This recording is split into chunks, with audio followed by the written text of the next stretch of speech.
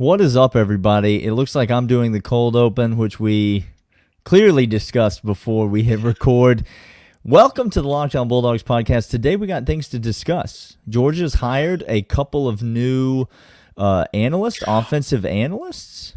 Daniel, what if I was to ask you the pedigree of those analysts? Well, one of them is a former college football playoff coordinator, and the other is a four-time Sun Belt champion. Oh no, right. Billy, we coming for your title. Billy, Sun Belt Billy, we got one too. All of that plus some spring practice thoughts today on the Locked On Bulldogs podcast. You are Locked On Bulldogs, your daily podcast on the Georgia Bulldogs, part of the Locked On Podcast Network. Your team every day.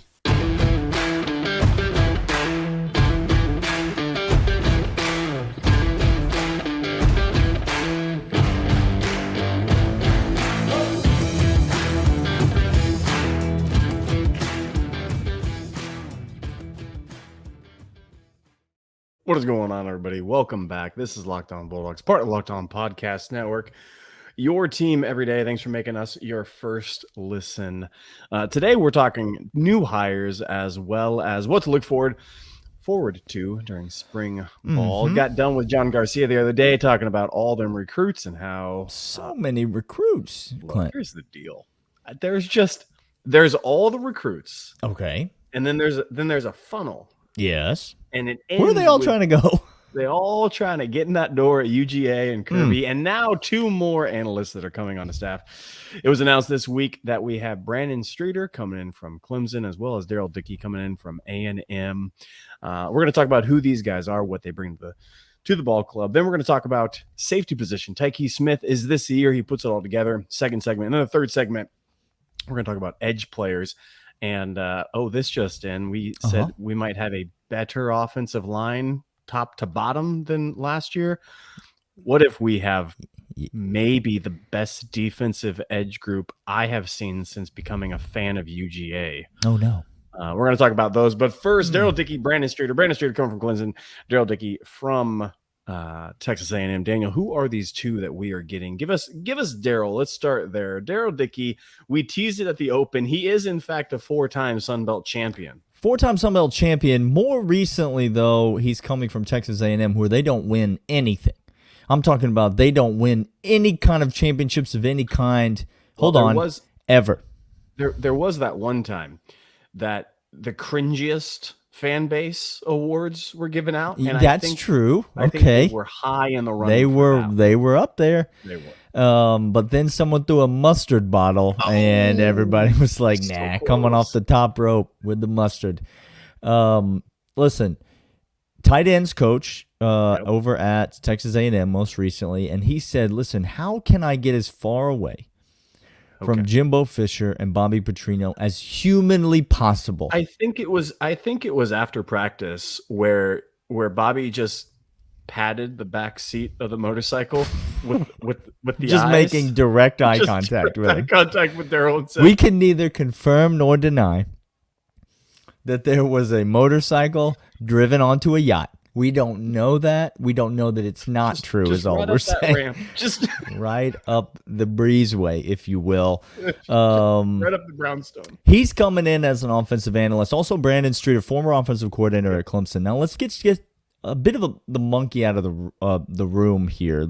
The elephant in the room, maybe. I was going to say monkey off my back, elephant out of the room. You know what? There's a monkey in this room. It doesn't matter. Brandon Streeter was not a good offensive coordinator at Clemson. He wasn't good. I texted my buddy when this hire was made, Clemson fan, and he just texted back the words, thoughts and prayers. It's not ideal what Brandon Streeter did. Clemson fans hate him. They feel like he really destroyed the offense. Jimbo, as we know, he's a Jimbo guy. Not Jimbo. I'm sorry, Dabo. No. Dabo and Jimbo, so close to the same person these days. He's a Dabo guy. Dabo likes to promote from within until he realized that most of the guys that he promotes from within are trash. Brandon Streeter did not do well at Clemson. Does that Now, Clint, I Okay, ask here we you, go. have we ever brought in a former offensive coordinator that hasn't done great at a previous Power 5 stop where the fan base of that Power 5 institution said we would be foolish to even employ this man? And then has he ever come in and, according to the now offensive coordinator of the Baltimore Ravens, made the single greatest difference in Georgia's offensive production last season? Has that ever happened before? Yeah, see, this is what's so bizarre to me. Georgia fan, please don't be Clemson fan. Clemson fan doesn't know what they have in life. Clemson fan had something, but what they have now is poverty. Poverty. Yeah, because that's right. You all thought Dabo was him. He's not. He ain't. Alabama ain't going to call him. Alabama's not going to bail you out by taking Dabo anymore. You were at one point worried that he might leave you for Alabama. Now you're Alabama upset. Would call. Oh no, Alabama called. No. Here's the deal. He's out of a sinking ship as well because Clemson is on the way down. There's no two ways around that. Yeah. Well, he wasn't. He was. Yeah. He was certainly not the guy at Clemson. He wasn't the guy at Clemson, but that's okay because is he going to be calling plays at he ain't UGA? Gonna be, those bubble screens that Clemson fans keep trying to tell me he's going to be calling. He ain't calling no plays. No, what's he doing? When you come in to analyze something, what that is code for is let me get you in a lab somewhere. Study the tape of the defense we're playing. And give me all the information. End of list. There's the list. And listen, the man knows how to do that. It is eyes on the tape that are experienced, that have been there and done that on a very high level in meaningful football games. This is a great hire, not only by Kirby Smart, but by Mike Bobo and this offensive staff, because what you want to surround yourself with other guys who this guy's going to get another offensive coordinator job at some point. You understand? He was at Clemson. That did not work out. Clemson kind of ran him off.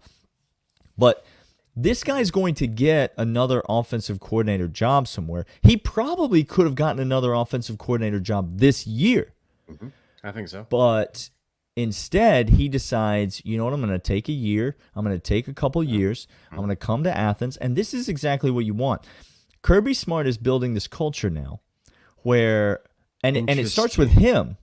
It starts with him because Kirby is the ultimate alpha dog. There's nobody in the room that knows more about defensive coaching than Kirby Smart. And by the room, I mean the room that is this world.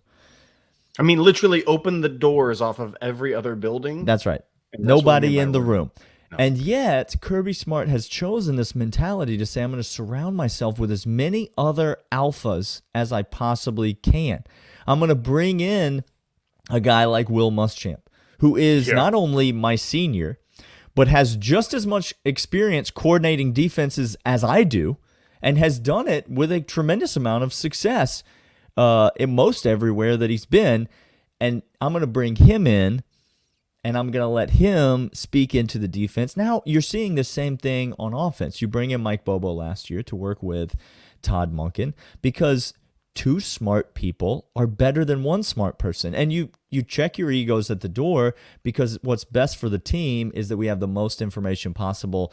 Brandon Streeter's not going to be asked to run this ship. What he's going to be asked to do is to contribute ideas that will all be filtered and cycled through the room that eventually becomes the game plan. Daryl Dickey, by the way, North Texas has their entire practice facility named after him because a donor gave all the money to the school and said, don't name it after me. Name it after the guy who was 4-time head coach, Sun Belt of the Year, and 4-time champion here. He's done more for the program than anybody else. This man, Daryl Ray Dickey, by the way, I've never heard a more Texas name in my entire life. Not a one.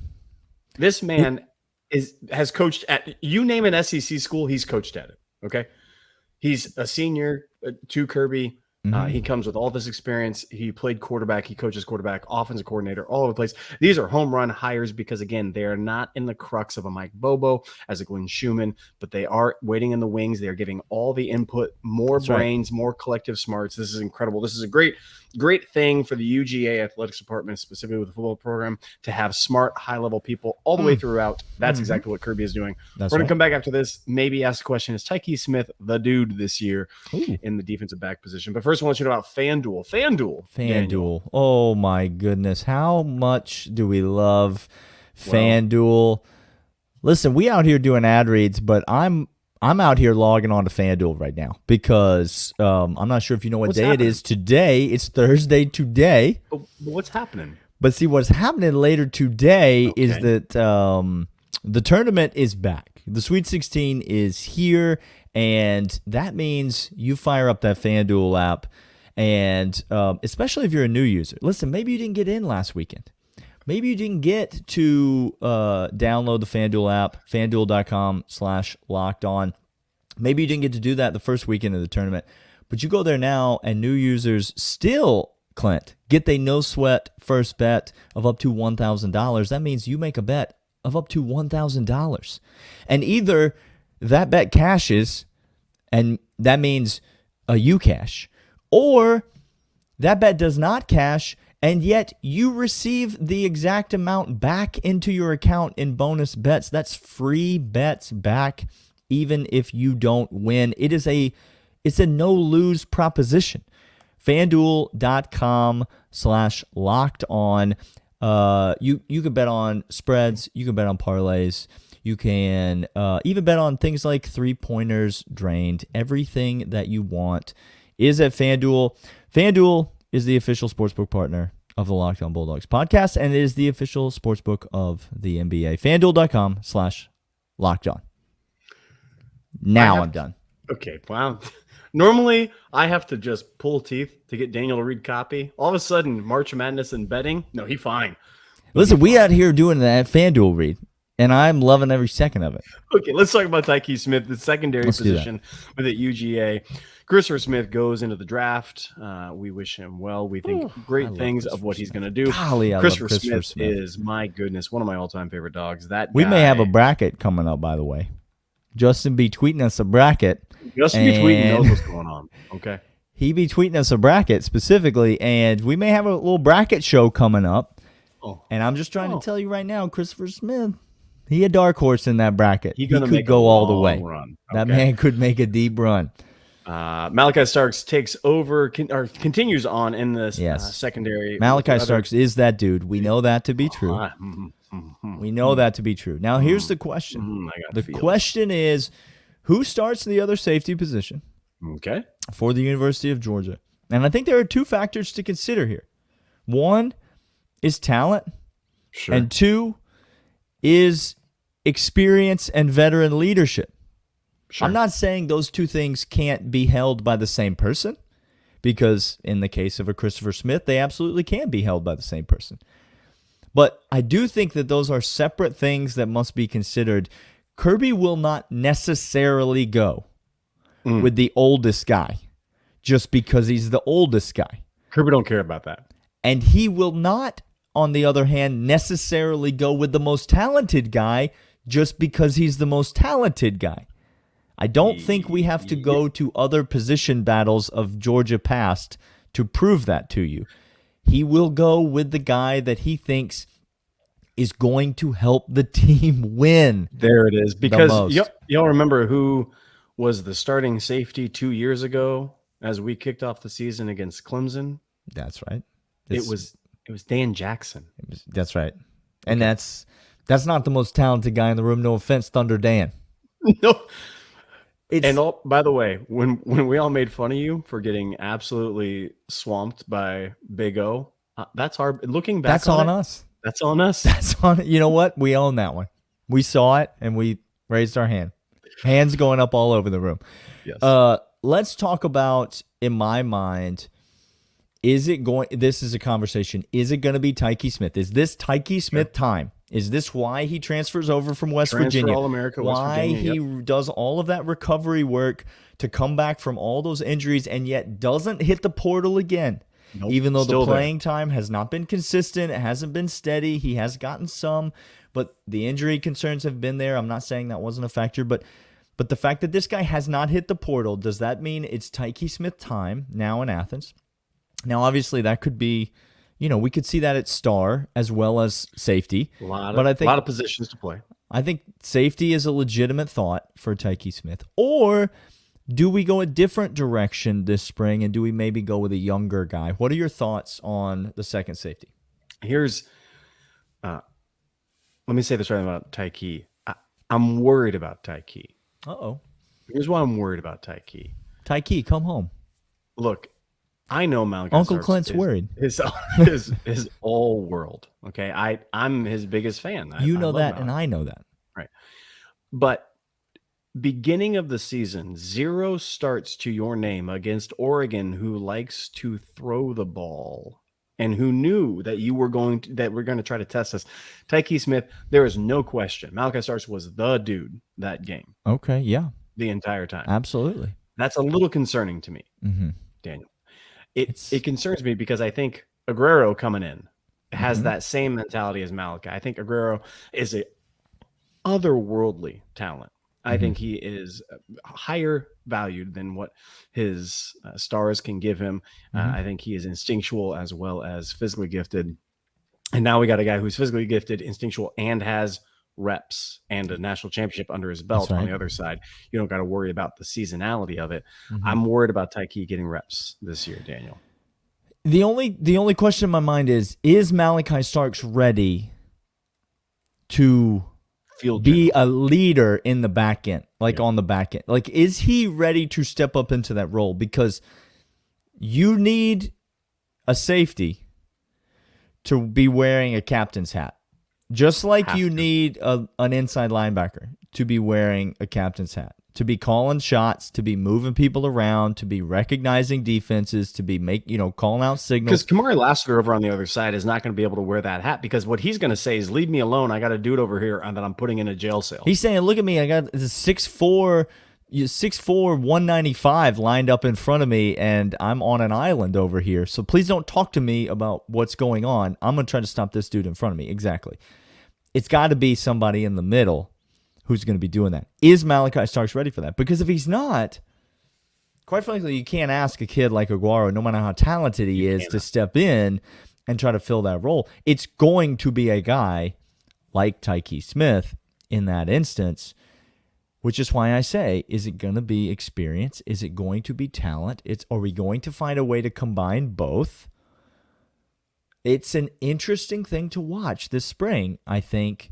And we're not going to have necessarily answers this spring, but I do think we will get some information this spring about that position. GA is going to be very, very insightful to that. I expect a lot, and I mean a lot of reps from a lot of different guys at that position. We're not going to know. This is going to be like the quarterback position. We're not going to know who that starting safety is for some time. And again, I'm fine with that, because the other 3 positions I think we have on lockdown. I think we're totally fine with that. It is going to come down to that. Is seasonality or talent more needed? And that's going to really sway how things go. We're going to come back after this, talk about the edge defenders. And again, just maybe get a little bit. Things about to get weird out in front of our skis next. It's about to get weird, Daniel, because let me just say it right now. We have the best edge room that UGA has ever seen. This man said, Jarvis Jones, sure. Go home.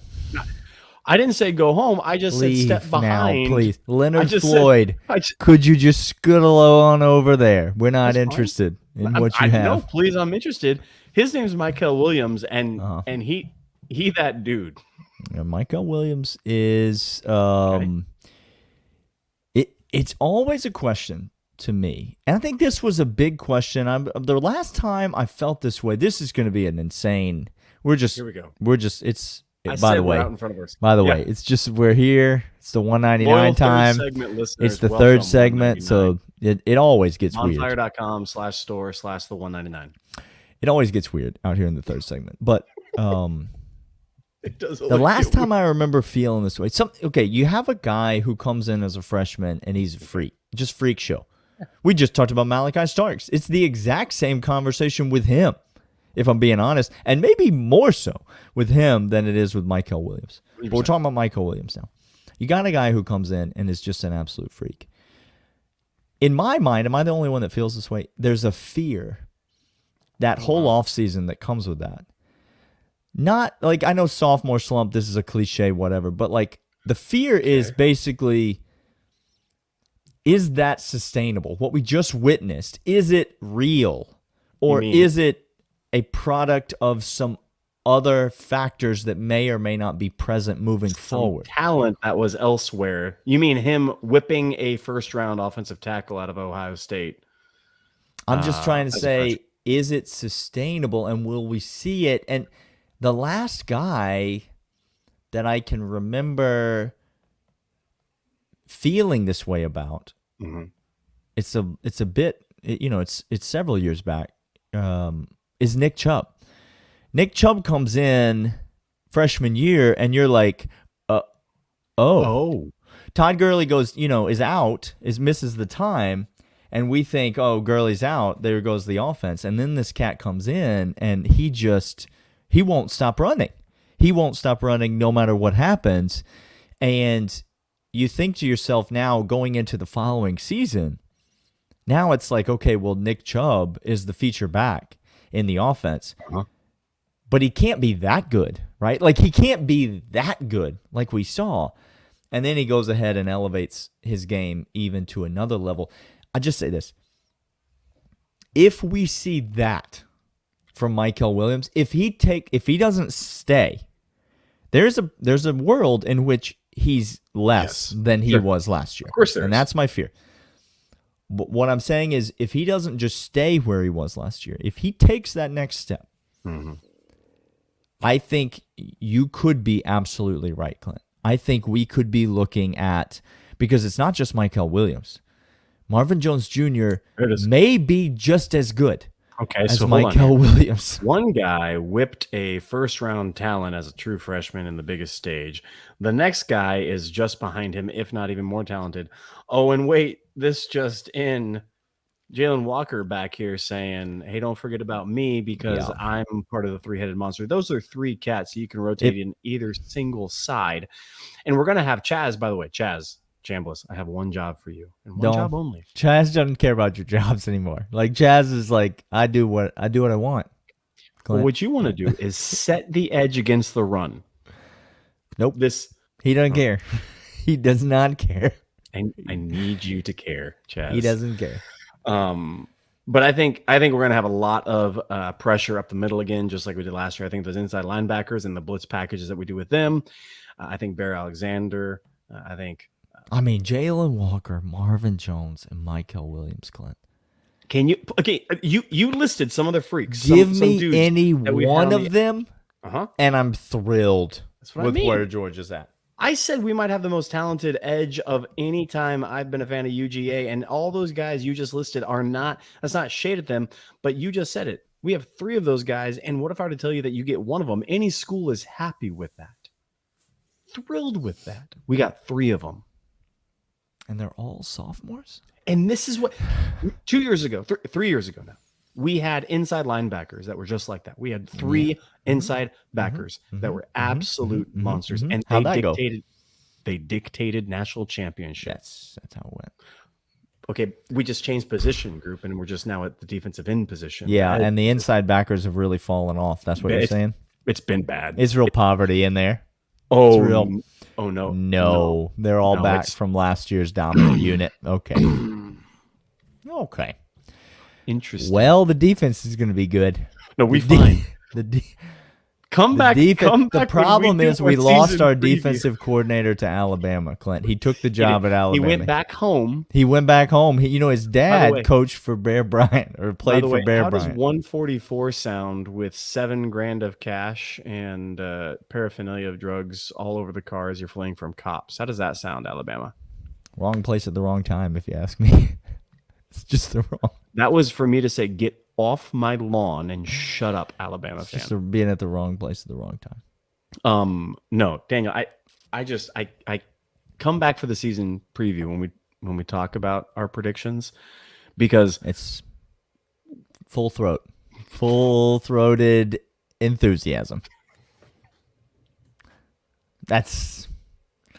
We can neither confirm nor deny that the motorcycle drove right up onto the yacht. This has been the Locked On Bulldogs podcast, and Clint's gone. He's left the show. But Zach, congratulations on that new baby, Zach, and we will see you guys tomorrow.